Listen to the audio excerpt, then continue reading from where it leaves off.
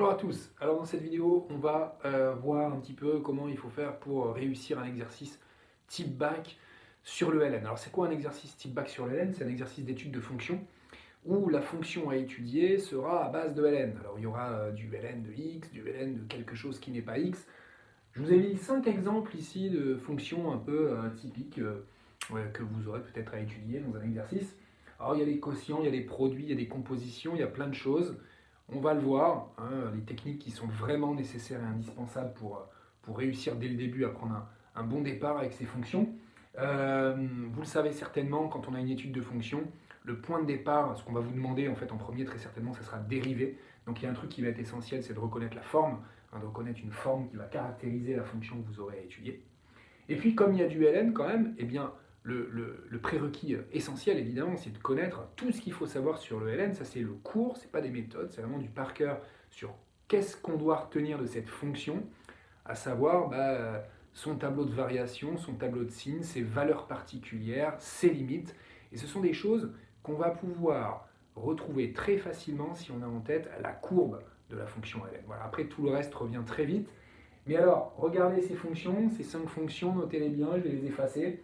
S'il y en a une qui vous intéresse plus que l'autre, pour aller directement au bon endroit sur la vidéo pour voir un petit peu les techniques qu'on va utiliser. Mais dans un premier temps, ce qu'on va voir, c'est le cours avec ce qu'il faut retenir vraiment de cette fonction.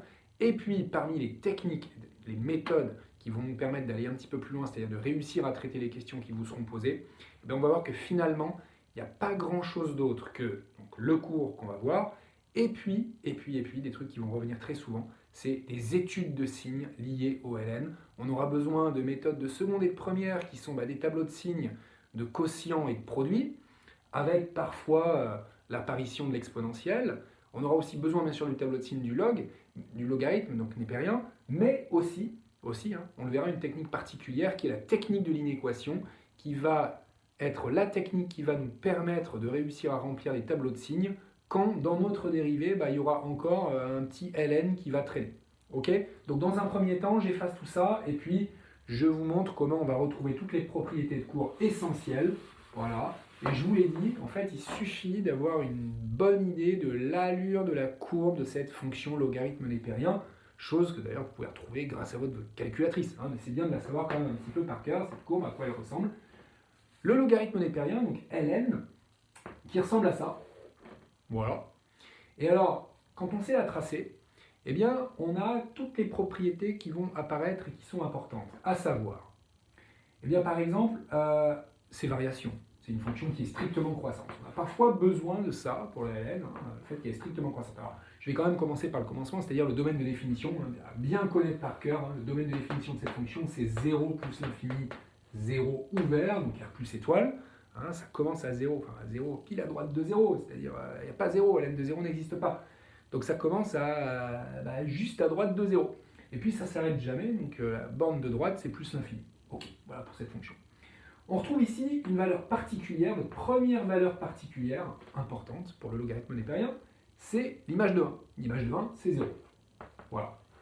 Alors ça n'apparaît pas dans le tableau de variation, mais ça va apparaître dans le tableau de signes, parce que à partir de ce ln de 1 qui vaut 0 et le fait que cette fonction est strictement croissante sur R plus étoile, eh ben on a le tableau de signes. Et ce tableau de signes, il est important pour le logarithme népérien, à savoir que c'est une fonction qui est malheureusement pas comme l'exponentielle, toujours strictement positive, où du coup c'est facile. Là c'est un peu moins facile parce qu'il y a un changement de signe. Voilà, en 1, ça y est, ça passe chez les positifs. Donc tableau de signes de la fonction ln, importante aussi. Alors, avec la courbe, on voit autre chose. On devine un petit peu les limites. Alors, il y en a une qui se voit très bien, c'est la limite en 0. La limite en 0, donc qui a à connaître par cœur, mais qui se retrouve grâce à la courbe. La limite en 0, on pourra insister en disant que c'est 0+, parce qu'en effet, c'est la limite à droite en 0. Il n'y a pas de limite à gauche, à cause du domaine de définition. Donc la limite à droite en 0, on la voit, c'est moins l'infini. Et oui, ça plonge là-bas, donc moins l'infini, ce qui nous donne la première asymptote, la seule asymptote d'ailleurs, pour le logarithme népérien, pour sa courbe. Eh bien, c'est la droite d'équation x égale 0, autrement appelée axe des ordonnées, asymptote verticale à la courbe du LN. Ok. Et puis la limite en plus l'infini, qui se voit finalement pas si bien que ça. Pourquoi? Parce qu'on se demande si ça ne va pas continuer à stagner au point d'avoir elle aussi une asymptote en plus l'infini. En fait non, il n'y a pas d'asymptote. Elle n'arrête pas de monter, ok, certes, mais elle ne converge pas. Elle va se diriger très lentement vers plus l'infini, cette fonction logarithme des périodes. Voilà. C'est une base essentielle. Alors, aussi essentielle que tout ça, il y a bien sûr sa dérivée. Alors, elle s'apprend franchement par cœur. La dérivée du logarithme népérien, c'est 1 sur x. Et je vais même aller un petit peu plus loin en donnant la dérivée de ln de u, quand à l'intérieur de mon ln, j'ai pas x, j'ai autre chose que x. Donc c'est une composée. Et donc par composition, on a u' sur u, qui est la forme composée de la dérivée du l. Et avec tout ça, ben, je crois qu'on a à peu près tout pour le cours. Alors, on pourrait rajouter peut-être, oui, que le logarithme népérien de e, exponentielle de 1, me donne 1. Et quand j'ai cette courbe que j'ai complétée comme ceci, je peux retrouver d'ailleurs plein de petites informations intéressantes, comme par exemple le fait que ln de 2, parce que 2 est ici, ben ln de 2 va être un nombre positif mais inférieur à 1, ou ln de 3 va être un nombre positif mais supérieur à 1. Là, j'ai un petit truc intéressant là, qui se passe entre 1, 2, E et 3, hein, qui est aussi à connaître. Voilà. Avec tout ça, on peut y aller. Pour un exo type bac sur le LN, il faudra se remémorer qu'on aura besoin certainement de dérivés et également d'étudier les signes, parce que signe de la dérivée, donc quand on aura la dérivée de notre fonction, eh bien, on utilisera des techniques qui seront liées à la connaissance des signes de fonctions affines, de l'exponentielle, de fonctions du second degré, mais aussi, donc je vous l'ai dit, la technique particulière qui existe aussi en version exponentielle, hein, qui est la technique de l'inéquation qui permet de remplir un tableau de signes quand à l'intérieur de mon expression, je vais encore me traîner des ln. Et là, j'ai besoin de résoudre une inéquation pour réussir à remplir le tableau. Alors on y va avec la toute première fonction. On va essayer de traiter en entier. Enfin, on va essayer de toutes les traiter d'ailleurs. La toute première que je vous ai donnée, c'est la suivante, f de x égale n de x sur x, alors, qui est tellement classique qu'elle apparaît même dans le cours, hein, normalement. Donc si j'ai cette fonction à étudier, alors normalement on me donne un domaine de définition, mais on pourrait le retrouver facilement parce que ici on a un quotient, donc on doit faire en sorte que le dénominateur ne s'annule pas, donc c'est tout sauf 0, mais au numérateur j'ai du ln de quoi? Ln de x, je connais son domaine de définition à cette fonction ln, c'est 0 ouvert plus l'infini, donc le 0 est aussi interdit que le 0 du dénominateur, donc finalement ça me donne ce domaine qui est 0 plus l'infini. Voilà. Alors on va dériver ça. Bien, pour dériver ça, il faut, étape essentielle, première étape, reconnaître la forme. Donc ici, on est en présence d'un quotient, hein, c'est du u sur v. On a u qui est n de x, v qui est x, ok.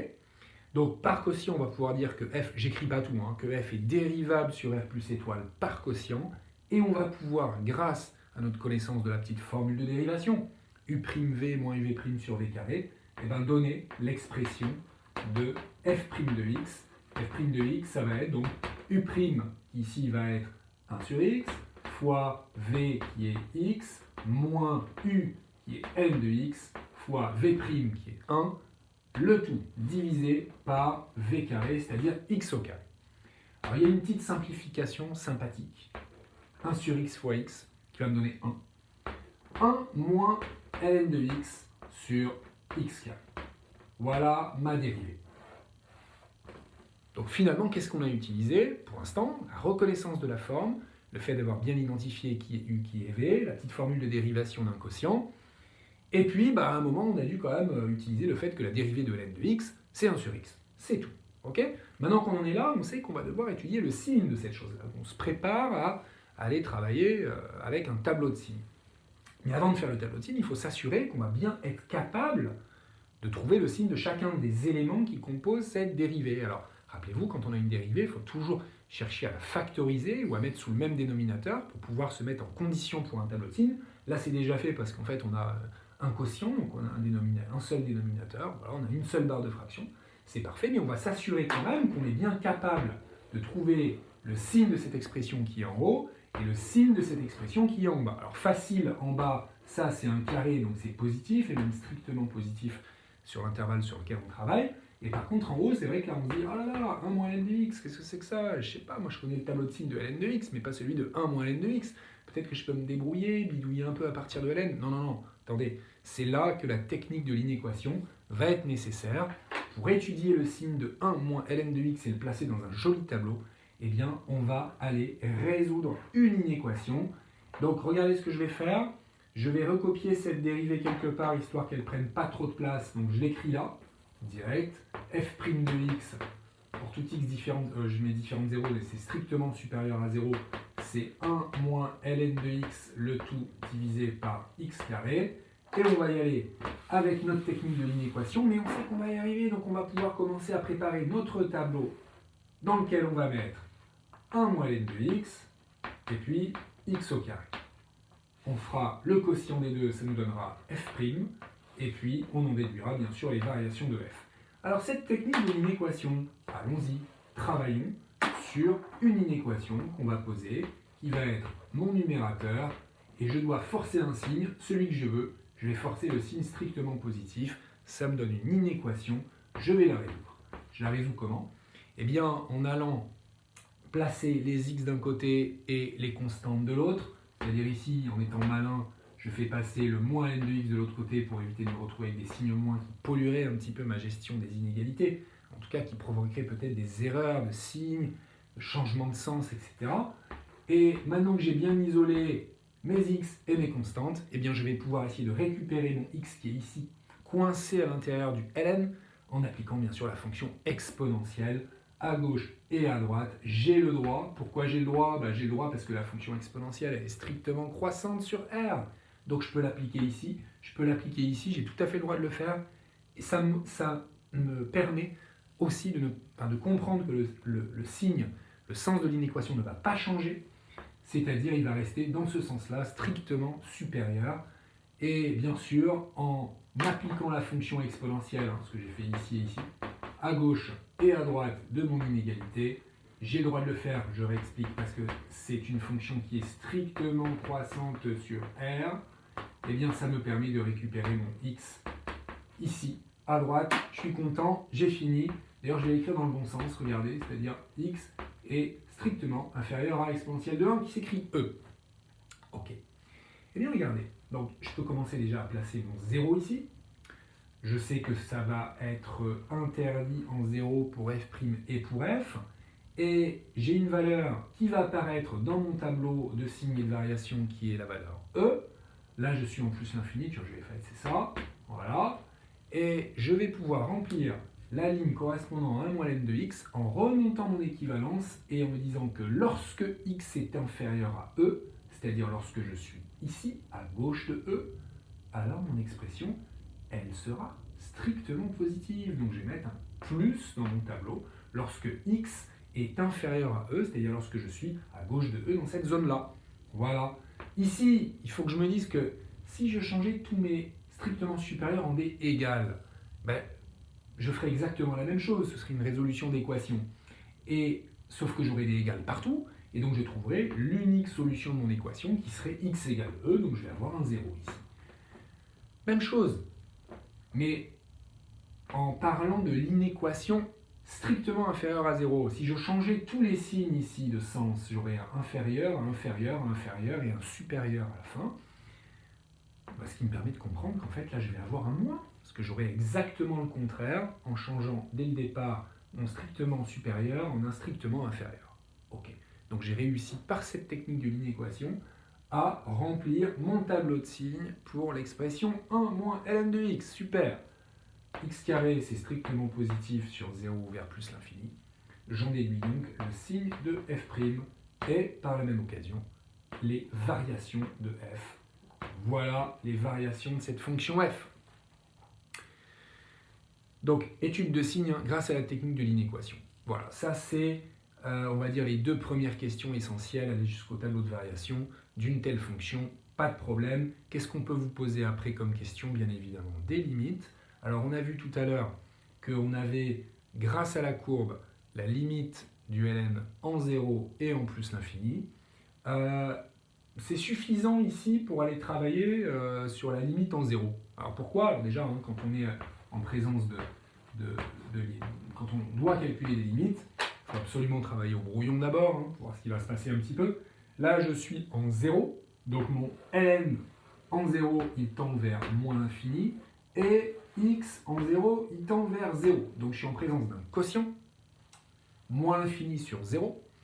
J'ai le réflexe tout de suite de me dire, attention, quand j'ai un quotient avec quelque chose qui tend vers 0 au dénominateur, il faut absolument le tableau de signe du dénominateur. Hein. Ok, tableau de signe du dénominateur, là c'est x, on connaît son tableau de signe, x, hein, c'est une fonction affine, hein, moins 0 plus. Mais là, mon domaine de définition me rappelle qu'en fait, je dois aller travailler sur la limite à droite. Donc, mon x, il tend vers 0, certes, mais je suis en 0 plus. Donc, à droite, ça tend vers 0 plus. Donc, x, il tend vers 0 plus. Donc, au final, j'ai quelque chose qui, en haut, tend vers moins l'infini, que je vais diviser par quelque chose qui, en bas, tend vers 0 plus. Donc, attention, ce n'est pas une forme indéterminée. Hein. Quand je vais avoir quelque chose sur 0, ça va me donner de l'infini, hein, sauf si j'ai 0 en haut. Là, j'ai moins l'infini sur 0 plus, donc là, c'est ma règle des signes qui va me permettre de trancher, est-ce que c'est moins ou plus l'infini? Comme j'ai du négatif en haut et du positif en bas, ça va me donner du moins l'infini. Donc la rédaction serait en deux petites étapes, limite de ln de x égale moins l'infini, en bas, limite de x égale 0 plus, et ensuite une jolie accolade, par quotient, la limite de f de x en 0, c'est moins l'infini. Donc là, j'aurai du moins l'infini aussi. Je n'ai pas parlé de l'image ici, mais bien sûr, ça se calcule, hein. ln de e sur e, ça fait 1 sur e et 1 sur e. Voilà, j'écris ici. Et enfin, la limite en plus l'infini. Donc je vais faire le même travail ici au brouillon en plus l'infini. Je m'aperçois qu'en haut, je la connais, on l'a vu tout à l'heure avec la courbe, ça tend vers plus l'infini. En bas, ça tend vers plus l'infini. Je suis en présence d'une forme indéterminée. J'en ai pas parlé tout à l'heure parce qu'elle ne se voyait pas sur la courbe, mais il y a aussi deux autres limites à connaître. Pour le ln, ce sont les croissances comparées, au même titre qu'il existe les croissances comparées pour l'exponentielle, il existe les croissances comparées pour le ln, il faut les connaître. Alors, rappelez-vous, pour l'exponentielle, on s'était dit que les croissances comparées, c'est le fait de savoir que l'exponentielle gagne toujours dans son petit combat contre x, ou même contre x carré, ou même contre x au cube, bref, contre n'importe quelle puissance de x. Et bien pour le ln, c'est exactement le contraire. Le ln, il va toujours perdre contre n'importe quelle puissance de x. Et d'ailleurs, même si je booste le ln en l'augmentant, en le multipliant par lui-même un certain nombre de fois, en lui mettant une petite puissance, et bien ça aussi, ça va perdre par rapport à x. Donc c'est ça qu'il faut retenir du ln et des croissances comparées avec le ln, c'est que le ln va toujours perdre. Concrètement, ça se traduit comment?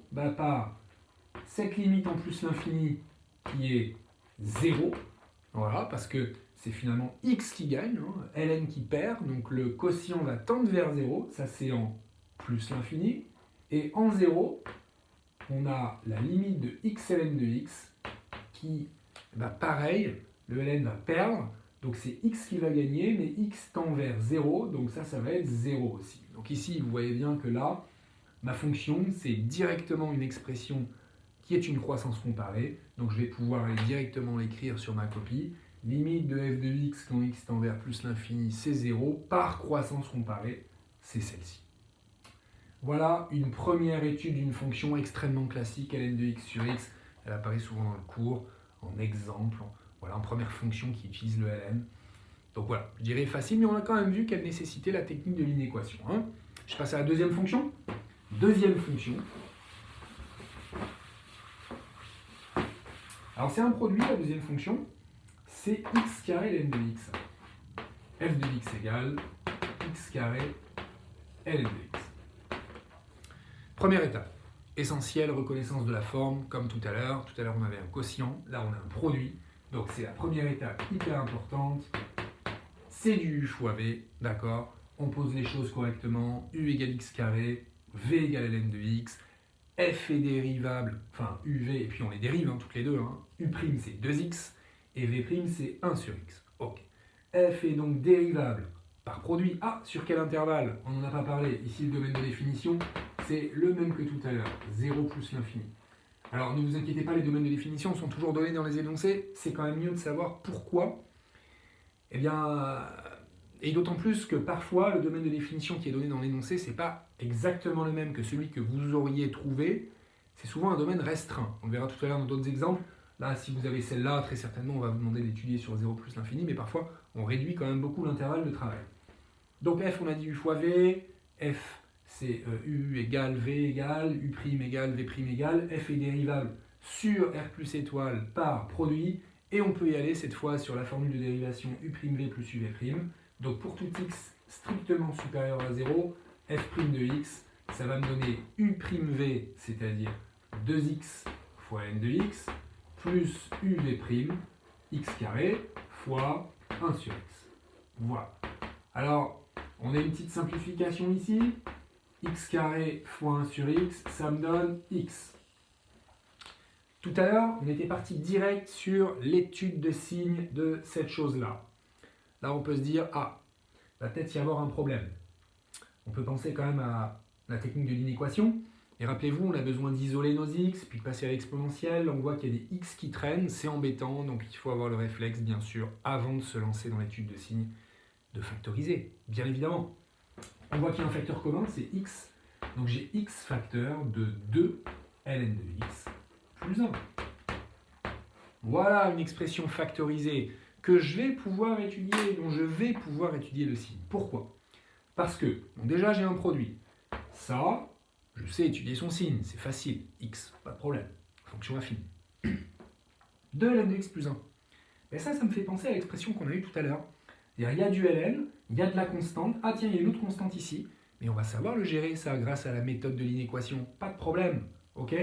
Donc, c'est grâce à ma factorisation, ma dérivation propre, et ma factorisation que je vais être en mesure de faire mon tableau de signes. Alors pareil, je vais réécrire ici la dérivée, et on va se lancer tranquillement dans le tableau de signes. Donc f' de x, on a dit, c'est x facteur de 2 n de x plus 1. Ok? J'efface tout ça. Je prépare mon tableau de signes. Je vais avoir donc du x, je vais avoir du 2n de x plus 1, moi j'ai pas beaucoup de place. Je vais écrire f' juste ici, et puis f juste en dessous. Alors, je suis sur l'intervalle 0 plus l'infini, je sais que je vais avoir une valeur interdite en 0, et on a dit pour cette expression-là, j'ai besoin de la technique de l'inéquation pour travailler sur son signe, donc je réécris mon expression, et je vais poser dans ce sens-là, je répète, j'aurais pu le faire dans l'autre sens, il n'y a aucun problème, et résoudre par équivalence.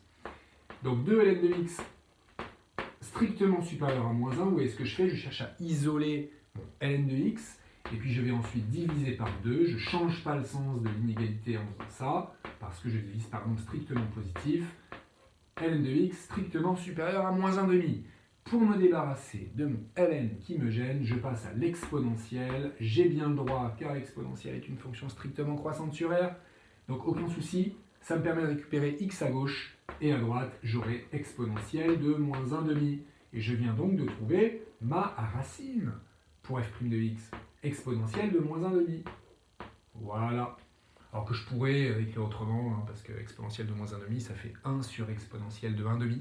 Exponentielle de 1,5, ça fait racine de e, donc je pourrais essayer d'écrire ça 1 sur racine de e, mais voilà, je peux laisser ça comme ça sans aucun problème.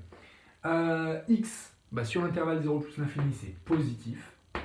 Ça s'annule en 0, mais on voit que c'est une valeur interdite, donc j'ai pas besoin de dire ce qui se passe en 0. 2 ln de x plus 1, donc remplissons cette ligne, important. Reprenons la lecture de la résolution de l'inéquation, mais dans l'autre sens, du bas vers le haut, lorsque x est plus grand que cette chose-là, c'est-à-dire lorsque je suis ici, lorsque je suis à droite de cette valeur, alors mon expression sera strictement positive, donc je mets un plus ici. Et elle va s'annuler lorsque x est égal à cette valeur à racine qui est exponentielle de moins 1,5. Et de l'autre côté, bien sûr, ça sera négatif parce que quand j'inverse tous les signes, eh bien, j'obtiens exactement le contraire. Je vais pouvoir donc conclure sur le signe de f', négatif, nul et positif, et donc sur les variations de f, strictement décroissantes, strictement croissante. Ok, très bien. On passe aux limites. Il y a un petit calcul ici, si on veut, de l'extrémum. Alors c'est vrai que je n'ai pas du tout parlé d'une chose, c'est les propriétés du ln, mais finalement, depuis le début, on s'aperçoit qu'on n'en a pas du tout besoin. Donc voilà. Là, on aurait peut-être un petit peu besoin, si on veut calculer la valeur exacte de f de exponentielle de moins 1,5, on va le faire quand même.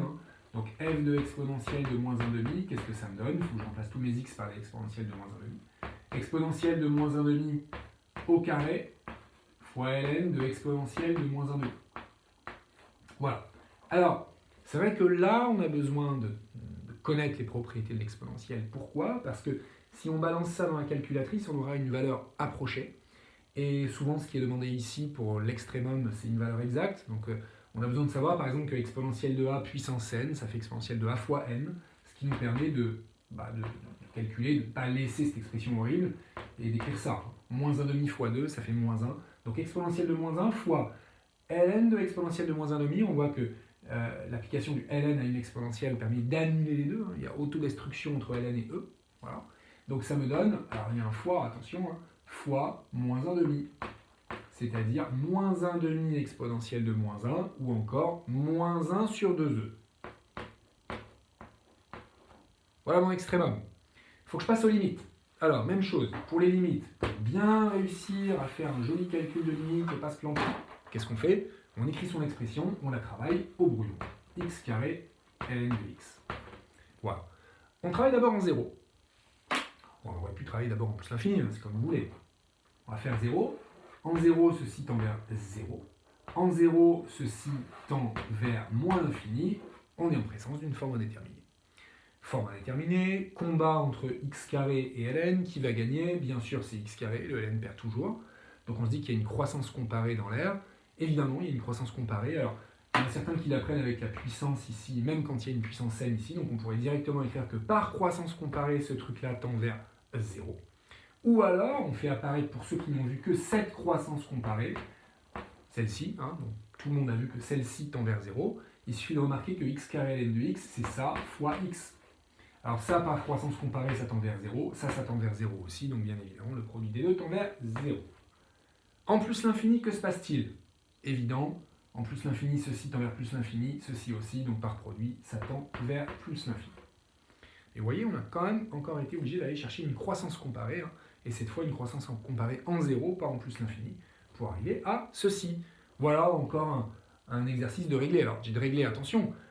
À partir de ce moment-là, il pourrait y avoir autre chose. C'est-à-dire qu'il pourrait y avoir des questions nécessitant l'emploi du TVI, théorème des valeurs intermédiaires, ou alors peut-être travailler sur la convexité. Et la convexité nécessite l'étude du signe de f seconde de x. Donc finalement, il va falloir redériver. Peut-être que la dérivée sera donnée, comme bien souvent dans les nouveaux exercices de bac. Mais il faudra encore certainement avoir à faire une étude de signe nécessitant une technique de l'inéquation, par exemple. Okay, donc on voit que finalement, c'est toujours les mêmes techniques qui réapparaissent. Étude de signe, factorisation, étude de signe. Voilà pour le numéro 2. On passe à la fonction numéro 3. On va changer un petit peu de forme. Pour la fonction numéro 3, il s'agit cette fois, regardez, d'une forme qui n'est plus un produit ou un quotient. ln de x carré plus 3x plus 2. Et bien souvent, le domaine de définition, il est donné dans l'énoncé, donc pas trop d'inquiétude par rapport à ça. Mais dans certaines questions de QCM, par exemple, on pourrait vous interroger sur comment trouver le domaine de définition de cette fonction, donc c'est pas mal de le savoir aussi. On se rappelle tout à l'heure que le ln, il est défini sur 0 vers plus l'infini, ok, mais là, c'est pas ln de x, là. C'est pas ln de x. Et alors tiens, si je remplace x par 0, vous voyez que ça va exister. Si je remplace x par 0, l'image de 0, elle existe, parce que 0 au carré plus 3 fois 0 plus 2, ça fait 2. Et que ln de 2, ça existe. Voilà, donc le domaine de définition n'est pas le même. Alors comment il faut faire pour travailler sur un domaine de définition d'une fonction à base de ln, dont l'argument qui est dans le ln n'est pas x? Eh bien, il faut tout simplement se dire que ça n'existe que lorsque ce qu'il y a à l'intérieur est strictement positif. Ce qui nécessite donc de résoudre une inéquation qui sera, pour cette fonction-là, celle-ci. Et de manière générale, quand vous avez un ln de u, et vous voulez le domaine de définition, il faut récupérer u et résoudre l'inéquation u strictement positif pour savoir quand est-ce que ce qui sera à l'intérieur du ln va être strictement positif pour que le ln ait le droit d'exister. Donc là, j'ai cette inéquation à résoudre, c'est une inéquation du second degré, une équation du second degré delta, ça marche toujours, ou alors éventuellement des racines évidentes ici qui nous permettraient de trouver plus facilement les deux racines x1 et x2, qui se trouvent assez facilement avec un delta de toute façon, sans trop de calcul problématique. Donc ici, on aurait comme racine moins 1 et moins 2, ok. Donc on va préparer notre tableau de signes tranquillement, mais non, pas notre tableau de signes, on n'en a pas besoin. Si, on va le faire quand même. Rappelez-vous, tableau de signes, une fonction du second degré, moins 1 et moins 2, donc que je place dans le bon ordre. Ok, ce sont mes racines. et ensuite je regarde ma parabole. C'est une parabole qui est orientée vers le haut, donc ça va faire du plus moins plus. Okay, et moi, ce que je veux récupérer, c'est les intervalles sur lesquels cette expression à l'intérieur du LN va être strictement positive. Donc finalement, ce que je vais récupérer, c'est ces deux intervalles-là. Et sur ces deux intervalles-là, en fait, sur la réunion de ces deux intervalles, eh bien, ma fonction va exister parce que ce qui sera à l'intérieur du LN va être strictement positif. Donc ici, le domaine de définition, qui est un peu tordu, un peu compliqué, hein, c'est moins l'infini, moins 2, ouvert bien sûr, hein, parce qu'il ne faut pas que ce qui est à l'intérieur du LN s'annule. Hein. Union, 1, moins 1 plus l'infini. Voilà. Alors, bien souvent, ce domaine-là, il est donné dans l'énoncé. Et même, je vous disais tout à l'heure, bien souvent, eh bien, ce domaine, il va être restreint. On va travailler certainement, on va vous faire travailler juste sur l'intervalle moins 1 plus l'infini, ou bien 0 plus l'infini. On verra d'ailleurs comment traiter ce genre de choses. On peut y aller sur la dérivation, ok, maintenant qu'on a le domaine de définition, qu'on va laisser comme ça pour le moment. Quotient, produit, alors bien sûr, alors classique, c'est de dire que c'est un produit, hein, que c'est ln fois, ah non, attention, hein, c'est ln de quelque chose, hein, donc ici, la forme à reconnaître, c'est la composée ln de u, bien sûr, avec u de x égale x carré plus 3x plus 2, et donc instantanément, j'écris u' de x plus 3. D'accord ? Toujours la petite phrase hein, importante à écrire, que f est dérivable donc sur son domaine de définition. Bon, j'ai pas envie de le renoter, je vais noter df. Par composition, hein, c'est une composition de fonctions dérivables. Donc, dérivable sur df par composition. Et je vais pouvoir donner ma petite formule de dérivation qui est, pour ln de u, u' sur u à connaître par cœur. Et tranquillement remplacer, pour tout x appartenant au domaine de définition, eh bien on a f' de x qui va être égal à u' que j'ai écrit ici, 2x plus 3, sur x carré plus 3x plus 2. Voilà la dérivée de f. Ok. Je l'écris quelque part, je l'écris ici. On va avoir un petit peu de place. f' de x, c'est 2x plus 3 sur x carré plus 3x plus 2. Ok. Et donc j'en suis à l'étape où je vais devoir étudier le signe de la dérivée. Je vois que j'ai déjà un joli quotient, donc ça c'est super. J'ai plus rien à faire, j'ai pas à retravailler mon expression. J'ai pas besoin de mettre sous le même dénominateur, mais il faut que je m'assure que c'est bon, je vais être capable de trouver le signe de cette chose et le signe de cette chose. Mais je les reconnais toutes les deux, ces expressions. Ça c'est une fonction affine, ça c'est une fonction du second degré. Mais je suis tout à fait en mesure d'aller me lancer dans le tableau de signes de f' et de variation pour f. Ok ? C'est là qu'il faut être vigilant sur le domaine de définition qui est dans l'énoncé. Si c'est celui-là, bon bah, ça m'étonnerait. Hein. Pourquoi ? Parce qu'il y a une coupure, et la coupure elle est embêtante à gérer d'un point de vue tableau, parce qu'en fait il faudrait que je mette ici donc, des doubles barres, et il faudrait ici que je mette une grosse croix pour dire que ça n'existe pas entre moins 2 et moins 1. D'accord ? Donc bien souvent, eh bien, on vous demande de vous restreindre à moins 1 plus l'infini, voire carrément à 0 plus l'infini. Hein, mais là, on va se mettre tranquillement sur moins 1 plus l'infini. Allez, donc je change mon domaine de définition, je me mets sur moins 1 plus l'infini. Ok. Donc là, j'ai une double barre hein, que je peux mettre soit dès le début, soit dès lors que je vais faire apparaître f'. Ça dépend des goûts. Voilà, là j'ai 2x plus 3, là j'ai x carré plus 3x plus 2. Et puis là, j'ai f', qui est le quotient des deux. Et puis j'aurai f juste en dessous. Alors, double barre ici bien sûr. 2x plus 3, fonction affine, s'annule en moins 3 demi. D'accord, une petite équation facile. Et comme le coefficient directeur est positif, donc ça commence par être négatif, ça finit par être positif. Moins 3 demi, mais c'est où par rapport à moins 1, ça moins 3 demi? C'est à gauche de moins 1, donc mon changement de signe, il se produit à l'extérieur du tableau. Donc j'aurai un moins 0 qui sera à gauche, là par ici, et plus à partir de cet endroit-là, donc là tout ça, ça va être positif, sur l'intervalle moins 1 plus l'infini, bien sûr. Et mon x carré plus 3x plus 2, attention, je ne vais pas aller me relancer dans l'étude de signes de cette chose-là, parce que je l'ai déjà faite au tout début, rappelez-vous, hein, au tout début, quand j'ai travaillé sur le domaine de définition. Alors si vous ne l'avez pas fait parce qu'on vous a imposé le domaine de définition, bah, c'est là qu'il faut quand même aller se dire que, ok, il faut en parler de cette chose-là. Et en même temps, en parler, ça fait un peu bizarre, parce qu'on se dit, si on vous dit qu'elle est définie sur un intervalle, c'est que nécessairement, en fait, ce truc-là doit être strictement positif, sinon ça n'existerait pas. mais pour moi, il faut en parler quand même. Il faut justifier le fait que vous allez mettre des plus ici. Voilà, sinon, ça fait un peu bizarre de balancer un plus ici. Donc, bien évidemment, à cette étape-là, si vous n'avez fait pas vous-même le travail de domaine de définition, il faut aller travailler sur le signe de ce polynôme et bien vérifier que c'est bien strictement positif. Voilà. Enfin, strictement positif, ça s'annule en -1 d'ailleurs. Hein, voilà. Ça va devenir une valeur interdite, donc on ne s'inquiète pas avec ça. Donc f', c'est strictement positif. F est strictement croissante sur -1 plus l'infini. Super. Travaille sur les limites. Alors, pareil, on réécrit notre fonction ln de x carré plus 3x plus 2. On travaille sur la limite en -1. Ici, x carré plus 3x plus 2 en -1, ça va tendre vers 0. Et oui, ça va tendre vers 0. Alors pourquoi? On l'a vu tout à l'heure, c'est une racine du polynôme qui est ici à l'intérieur, -1. Donc ça tend vers 0. Après, bien évidemment, ça tend vers 0 plus. Pourquoi? Parce que je suis sur un domaine sur lequel cette chose-là est positive, on l'a vu, hein, liée à l'existence du ln. Donc je vais avoir quelque chose qui tend vers 0 plus, dont je dois prendre le logarithme népérien. Et je sais que le ln de quelque chose qui tend vers 0, ben, ça va tendre vers moins l'infini. C'est ma connaissance de la limite de ln de x quand x tend vers 0 plus. Donc c'est par composition que ça va tendre vers moins l'infini. Si ça, ce qui est à l'intérieur de la parenthèse, tend vers 0, alors quand j'en prends le ln, ça va tendre vers moins l'infini. Petite vérification en termes de rédaction. Hein, ça, c'est au brouillon. En termes de rédaction, qu'est-ce qu'on fait? Eh bien, il y a deux écoles, je dirais. Hein. Il y a une première école où vous direz, allez, on va écrire directement, d'accord, en une seule ligne. On écrit ça. Ça tend vers 0 plus. Donc, alors par contre, il faut faire apparaître l'opération. Hein.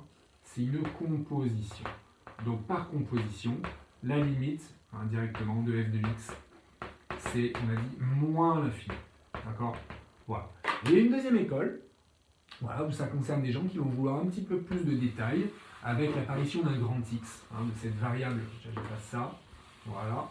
Avec l'apparition d'un grand x, c'est-à-dire, on va quand même parler de la limite de ce qui est à l'intérieur de mon ln, quand x tend vers -1, ça tend vers 0 plus, ouais, j'aurais dû préciser quand x est strictement supérieur à -1, et comme je dois en prendre le logarithme à cette chose-là, eh bien je vais quand même citer la limite de mon cours, mais en mettant pas un petit x, mais un grand x. Et quand grand x va tendre vers ce vers quoi tendait mon petit x carré plus 3x plus 2, c'est-à-dire 0 plus. Et ce grand x, c'est qui? Bah, c'est mon polynôme, ici. Voilà. D'accord? Il y a même qui insiste en disant on pose grand x égale x carré plus 3x plus 2. Ok? Et à la fin, quand on conjugue ces deux choses-là, et qu'on écrit bien que c'est une composition, par composition, alors la limite de f de x quand x tend vers -1, c'est bien moins l'infini. Super. Donc là, j'ai du moins l'infini. Ça va, cohérent avec mes variations. Hein? Ok? On travaille sur la limite en plus l'infini, aucune difficulté, mais on la rédigerait de la même manière. Pourquoi? Parce que c'est aussi une composition. Mon polynôme ici va tendre vers plus l'infini en plus l'infini, bien sûr, hein, c'est le terme de plus haut degré qui gagne. Hein. Et puis d'ailleurs, avec des choses qui tendent vers plus l'infini et puis 2. Et par composition, quand j'en prends le ln, bah, ça va tendre aussi vers plus l'infini. Exactement la même rédaction. Plus l'infini ici. Voilà, on a vu, dans ce cas-là, c'est la première fois que ça nous arrive, pourtant, on a une forme avec une composée qui semble un peu plus difficile, ln de u, mais que finalement, la dérivée nous donne un truc dans lequel il n'y a plus du tout de ln. Hein, on a vu qu'il y avait un quotient avec deux polynômes, une fonction affine et une fonction du second degré. Voilà. Donc l'étude de signe était facile et ne nécessitait pas la technique de l'inéquation. Ok. Allez, petit 4. Quatrième fonction. On a vu du u fois v, on a vu du sur v, on a vu du ln de u. Le petit 4... c'est encore du ln de u, regardez, mais avec l'apparition d'une petite exponentielle. Voilà. Petite exponentielle à l'intérieur de mon ln. Ben ça reste du ln de u, hein, regardez, hein, c'est une composition ln de u avec u de x. Et cette chose-là, et u' de x, il me le faut instantanément. Je dérive une somme, donc je dérive 1, 0, je dérive exponentielle de moins x. À connaître par cœur, attention, moins exponentielle de moins x. Voilà. Et donc je vais écrire que f est dérivable sur, j'ai oublié le domaine de définition, qui serait donné dans l'énoncé. Il se trouve ici que je pourrais me lancer dans l'inéquation l'intérieur ici du ln supérieur à 0, mais je n'ai pas vraiment besoin, parce que je me dis, mais là j'ai une exponentielle, c'est strictement positif. Je rajoute 1, c'est strictement supérieur à 1, donc strictement positif aussi, évidemment. Et ceci pour tout x. Donc ici, pour tout x, ce que j'ai à l'intérieur du ln, c'est strictement positif. Donc ça va tout le temps exister, en fait, cette fonction pour n'importe quel réel x, parce que, je répète, ce qui est ici est toujours strictement positif. Donc j'aurai toujours le droit de prendre son logarithme. Donc ici, le domaine de définition, c'est R tout entier. Je me suis arrêté parce que j'en étais justement à dire que f est dérivable sur R par composition de fonctions dérivables. Et donc je vais pouvoir écrire que f' c'est u' sur u, et donc pour tout x réel, eh bien j'ai f' de x qui va être égal à u', c'est-à-dire moins exponentielle de moins x sur 1 plus exponentielle de moins x. Voilà. Alors, quand on voit ça pour la première fois, on a très peur, parce qu'on se dit, oh là là, mais ça, c'est pas les... Par exemple, celle de tout à l'heure, le petit 3, on avait une fonction affine, une fonction du second degré, on s'est dit, mais ça, on sait faire depuis la seconde, la première avec le second degré, mais ça va, on est à l'aise. Et ça, c'est un peu plus nouveau, mais franchement, c'est beaucoup plus facile d'aller étudier le signe d'une chose pareille. Regardez, qu'est-ce qu'on a? Déjà, on a un quotient. Ok. Quotient, on n'a pas besoin de mettre sous le même dénominateur, c'est déjà fait. Au numérateur, on a une exponentielle, donc strictement positive, avec un moins devant. Donc ça, c'est strictement négatif. Tout simplement. En bas, on a une exponentielle, donc strictement positive, plus 1. Oui, c'est la même chose que ce qu'on avait là, on en a déjà parlé, c'est strictement positif sur R. Donc finalement, c'est très simple. Notre tableau de signes, il est immédiat. On va pouvoir mettre du négatif sur R, et en bas, du positif sur R, et donc par quotient, on va avoir une dérivée qui sera strictement négative. Alors ça vaut quand même le coup de faire le tableau vraiment complet en mettant toujours les éléments qui composent la dérivée et le faire vraiment sous forme de tableau. Donc on va mettre un moins ici, on va mettre un plus ici, et on va mettre par quotient le fait que f' il est négatif. Sur R, bien sûr. Et donc f est strictement décroissante sur R. Voilà. Facile, en fait. Par contre, il a fallu bien connaître les formules de dérivation, bien se rappeler que exponentielle de moins x, quand on le dérive, ça fait moins exponentielle de moins x, etc. Voilà, on passe aux limites. Alors, même chose, les limites, là je vais effacer ça. Les limites, on a besoin de travailler au brouillon. Brouillon, tiens, je vais le faire ici. La limite en moins l'infini d'abord. Alors, en moins l'infini, là, il faut aller doucement. Je vais l'écrire. Il y a plein de toutes petites étapes. Donc, au brouillon, x tend vers moins l'infini. Donc, ceci tend vers plus l'infini. Parce que c'est moins x. Et x tendait vers moins l'infini. Quand je vais en prendre l'exponentielle, ça va donc tendre vers quoi? Vers plus l'infini. Parce que mon moins x tendait vers plus l'infini. Donc, ça, c'est une composition aussi. L'exponentielle de grand x. En posant grand x égale moins x, grand x tend vers plus l'infini. Donc, exponentielle de grand x, quand grand x tend vers plus l'infini, c'est plus l'infini. Je rajoute 1, donc bien évidemment, ça tend vers plus l'infini. L'intérieur de ma grande parenthèse tend vers plus l'infini. Donc, nouvelle composition, quand j'en prends le n, eh bien, ça va tendre vers plus l'infini. Alors, vous voyez que là, la rédaction, elle va être problématique si vraiment je dois faire mes accolades, parce que c'est très lourd, j'ai besoin de beaucoup de place. C'est franchement pas nécessaire. Je vous propose cette rédaction, en mode plus rapide. Limite de exponentielle de moins x, quand x tend vers moins l'infini, je peux quand même balancer directement que ça me donne du plus l'infini. Ok, oui, il y a une mini-composition, mais celle-là est tellement classique. Sinon, j'écris que c'est la limite de 1 sur exponentielle de x. Mais bon, avec un x qui tend vers moins l'infini, donc ouais, c'est encore plus problématique. Par somme, je vais pouvoir, parce que c'est quand même bien dans la rédaction de limite, de faire vraiment apparaître les opérations qui nous permettent de conclure. C'est finalement le plus important. Donc par somme, la limite de 1 plus exponentielle de moins x, c'est plus l'infini. Parce que quand je rajoute 1, il ne se passe pas grand-chose de compliqué. Et enfin, par composition, la limite de ln de 1 plus exponentielle de moins x, c'est plus l'infini. Voilà. Voilà, c'est parfait. On a réussi à prouver que ça tendait vers plus l'infini en moins l'infini. Maintenant, on va voir ce qui se passe en plus l'infini. Vous avez vu qu'on n'a pas du tout eu besoin des croissances comparées. En plus l'infini, pareil, je réécris ma petite fonction, f' ln de 1 plus exponentielle de moins x. Je regarde ce qui va se passer en plus l'infini. En plus l'infini, moins x va tendre vers moins l'infini. Par composition, exponentielle de quelque chose qui tend vers moins l'infini, ça va tendre vers 0. Je rajoute 1, cette fois ça a un impact, ça va tendre vers 1. Et donc, si je prends le ln de quelque chose qui tend vers 1, eh ben ça tend vers 0. Voilà. Ce serait exactement la même relation que tout à l'heure. Limite de exponentielle de moins x quand x tend vers plus l'infini, c'est 0. Par somme, limite de cette parenthèse, c'est 1. Et par composition, limite de ln de tout ça, donc limite de f de x, ça va être 0. Voilà, c'est bon pour la version numéro 4. Et enfin, la toute dernière, le mélange des genres pour la forme. Attention, hein, cette reconnaissance de forme est hyper importante et vous permet de ne pas vous tromper. Donc là, je vais vous en donner une, justement. Il peut y avoir une toute petite ambiguïté. Ln de 1 plus x moins x plus 1. Voilà, ça reste sympa, mais c'est pour voir le mélange des genres. C'est-à-dire à la fois du ln de u, parce que là je vois quand même qu'il y a du ln de quelque chose qui n'est pas x, donc c'est ln de u. Il me reste autre chose là. Moins v plus v, attention danger. Si on met moins v, il faudra bien identifier le v. Je vous conseille de mettre un plus v. Toujours en faisant attention, parce que c'est trop vite arrivé de me dire s'il y a un moins v, de dire que v c'est x plus 1. V ce ne sera pas x plus 1.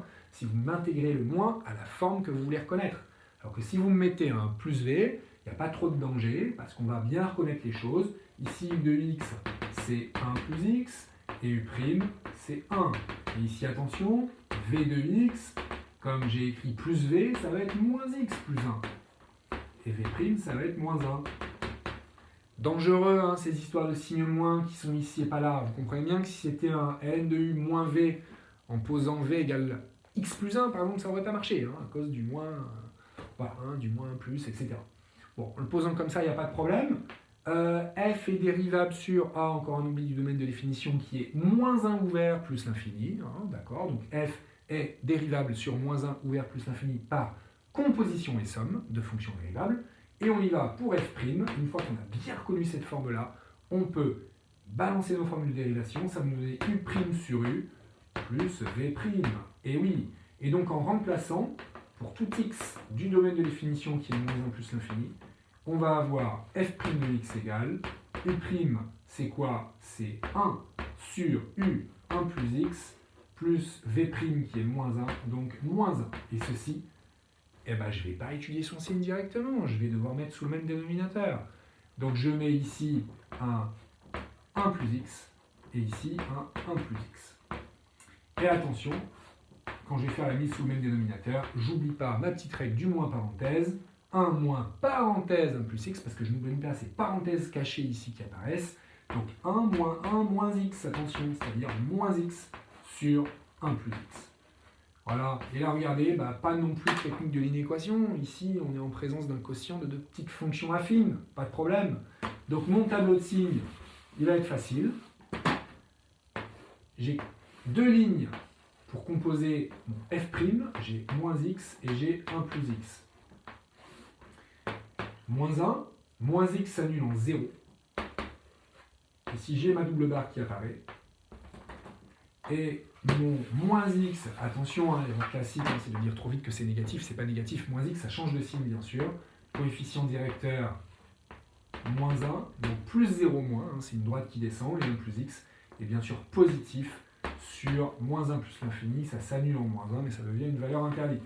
F', positif, nul, négatif, donc f est strictement croissante, puis strictement décroissante.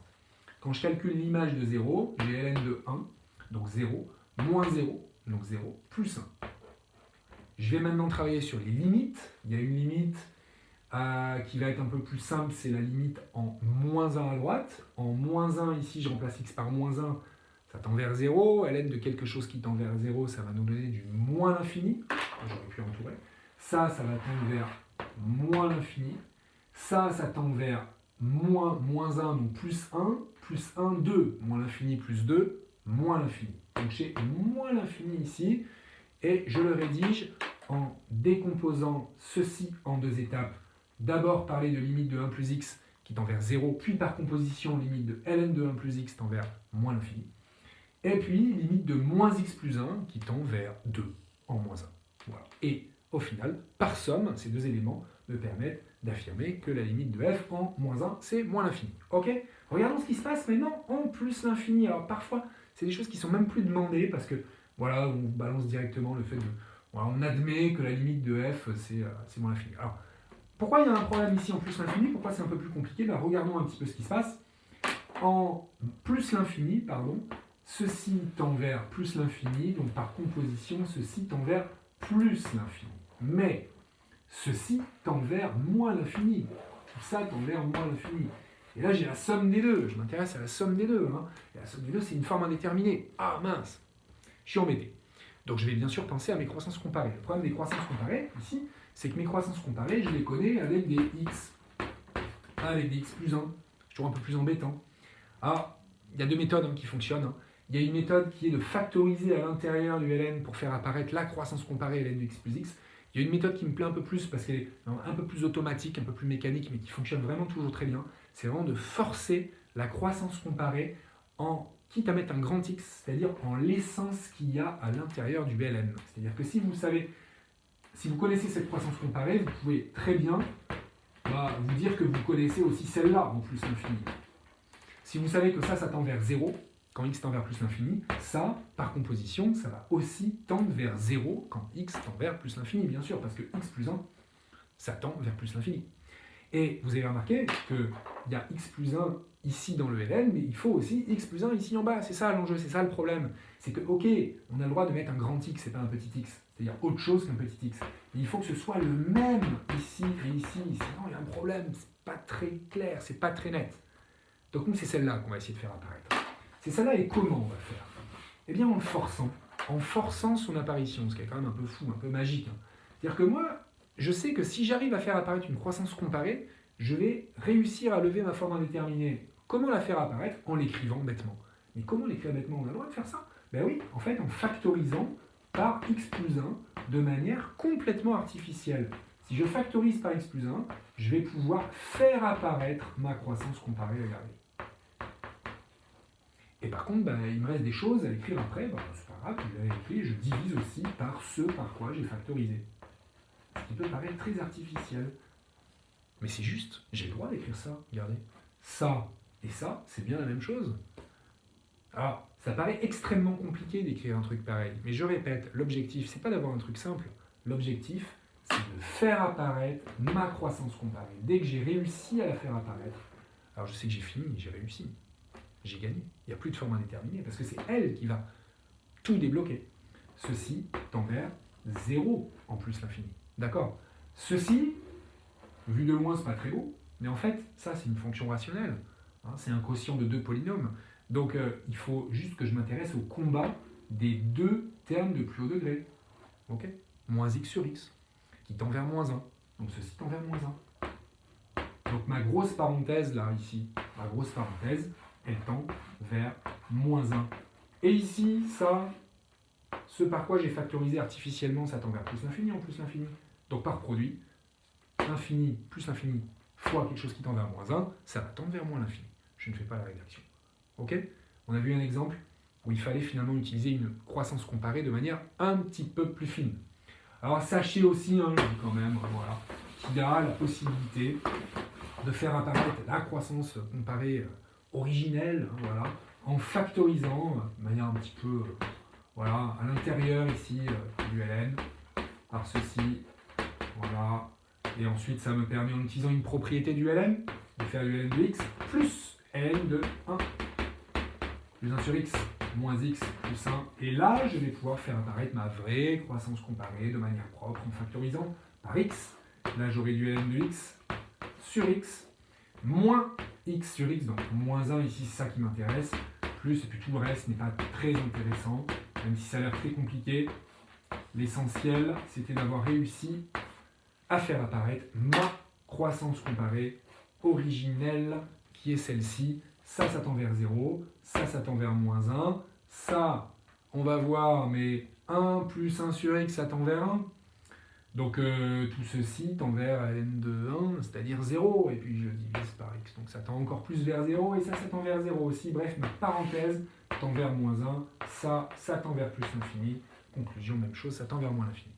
Bon, on a fait plein de fonctions, 5, ok, qui donnent un panel de tout ce que vous pouvez avoir en étude de fonctions avec le ln. Ce qu'il faut retenir, on l'a vu, c'est 1, être au point avec, et je vais quand même écrire tout ça, parce que c'est la fin de la vidéo, donc quand même, ce qu'il faut connaître absolument pour réussir un exo de type bac avec du ln, c'est 1, le cours. Vous vous rappelez comment je l'ai retrouvé, le cours, toutes les propriétés? Juste en traçant la courbe. Et en connaissant quand même par cœur le fait que la dérivée de 1 sur x, la dérivée de ln de x, c'est 1 sur x, et ça me permet de retrouver le fait que la dérivée de ln de u, c'est u' sur u. Grâce à la courbe, je retrouve les valeurs particulières et les limites. Ok. Donc 1, le cours essentiel. 2, prendre un bon départ en reconnaissant la forme de la fonction. Est-ce que c'est u fois v? Est-ce que c'est u sur v? Est-ce que c'est ln de u? Est-ce que c'est un mélange de tout ça, du genre ln de u plus v? Essentiel. Être au point sur les formules de dérivation, dériver proprement, ne pas oublier de factoriser la dérivée ou de la mettre sous le même dénominateur si ce n'est pas le cas, si ce n'est pas fait, mais parfois c'est fait direct. Et puis enfin, l'étude de signes passe par toutes vos connaissances de seconde et de première, mais aussi la technique de l'inéquation qui, bien souvent, sera à utiliser pour remplir votre tableau de signes. Et enfin, être au point sur les limites, c'est-à-dire les connaître par cœur, celle du cours, mais connaître aussi les croissances comparées. La clé, c'est de réussir à faire apparaître une croissance comparée quand il y a un petit problème de forme indéterminée posé par un petit combat entre un ln et puis un petit x ou une puissance de x. Voilà, on a tout dit, vous êtes au point, vous pouvez avoir plein de points sur un exercice sur le ln. On n'y allait que jusqu'au tableau de variation avec les limites. Je vous ai dit, il peut y avoir du TVI plus loin, il peut y avoir aussi de l'étude de convexité, mais qui va demander les mêmes techniques, parce que ça va être de l'étude de signes, ça va être peut-être de la technique de l'inéquation, pour réussir à trouver le signe de f seconde qui vous permettra de conclure sur la convexité de la fonction. Voilà, merci à vous, bon courage.